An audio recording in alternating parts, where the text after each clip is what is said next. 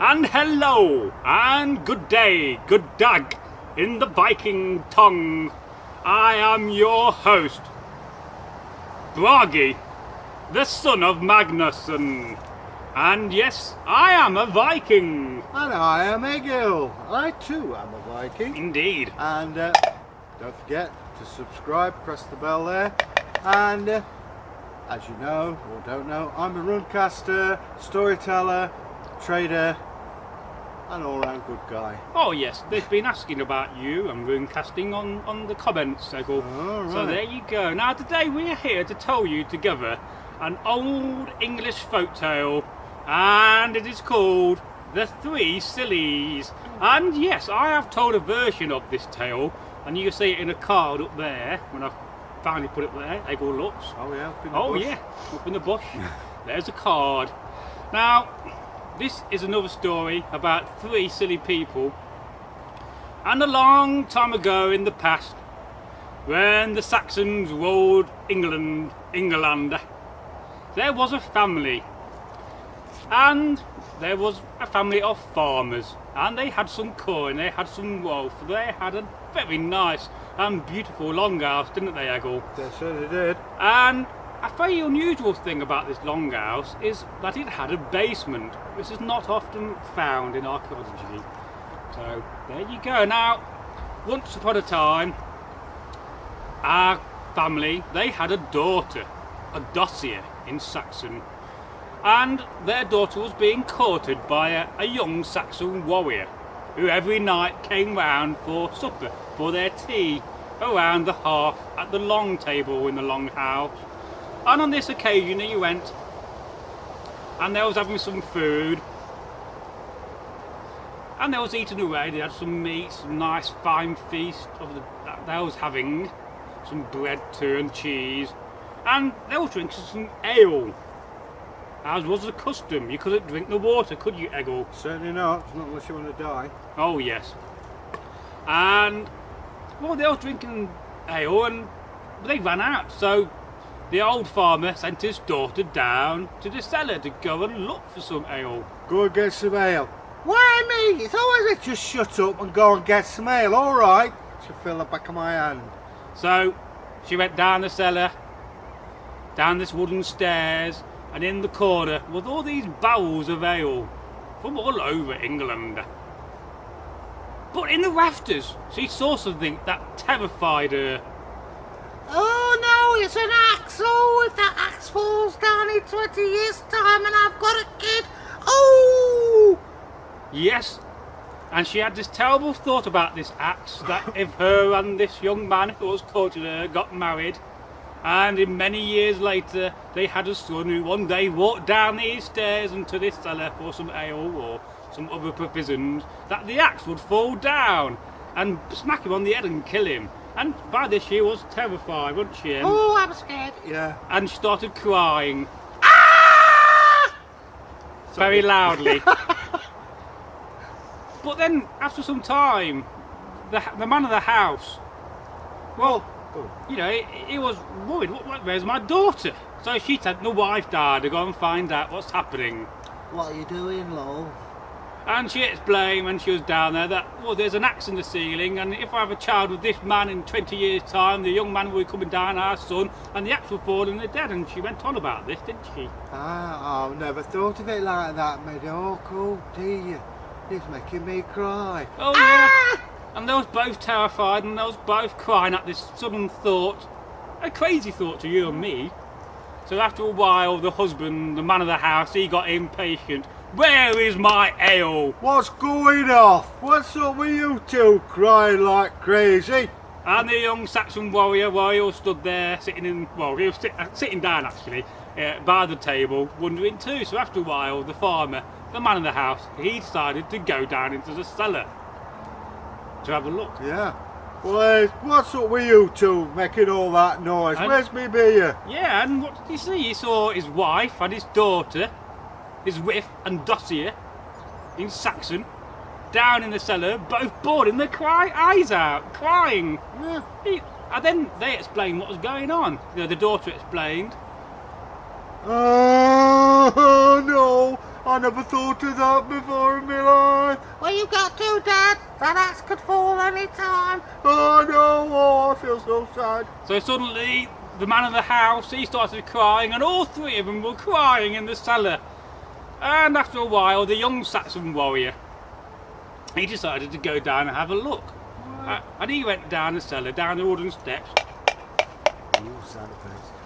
and he saw the three of them down there crying, and said, "What on earth are you three doing crying down this cellar whilst I've been up there waiting for ale?" Well, the man of the house, he explained.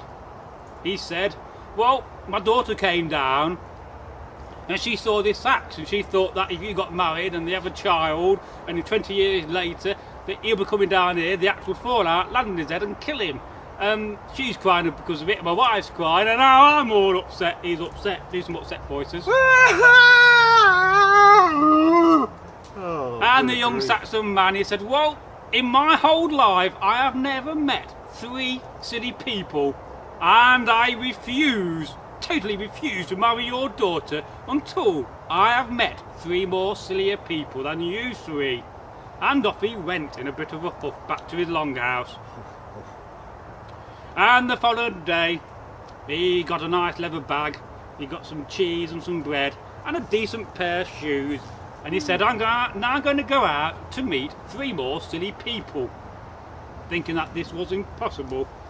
And after some time, he's been walking, and he came to a longhouse. But this was an unusual longhouse, for it had a turf roof, something we don't often see today. And outside the longhouse was an old man, and he was pushing a cow up a ladder. Come on, up you go, come on.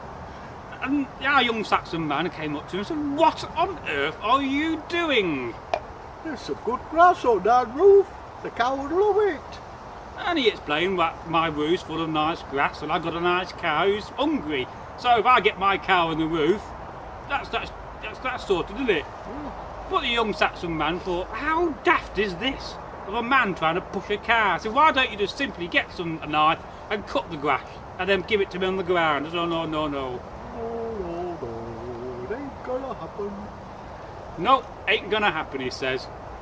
And eventually he pushed the cow out from the roof, and the young man said, "Well, how are you going to secure it? It's going to fall off."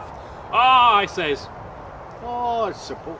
I'm going to tie a rope round its legs, down a chimney, around my leg, and it'll be secure. Trust me.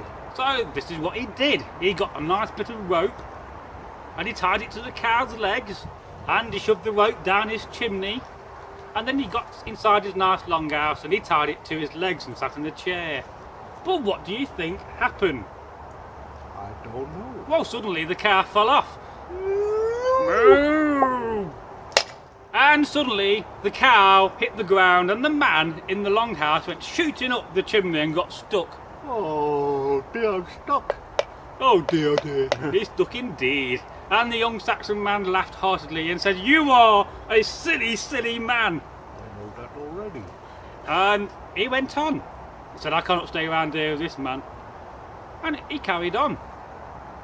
And a few hours later he came to a big field. And in the middle of the field was this wood. And with one tree. And on this tree was a man. And he had a pair of trousers, a pair of breeches hanging off it. And he had no trousers on. And he was trying to jump into him. And our young man went up to him and said, "What on earth are you doing?" I'm going to put my breeches on, that's what I'm going to do. And he was literally trying to jump into his breeches. And he kept on trying to jump into his breeches, but failing.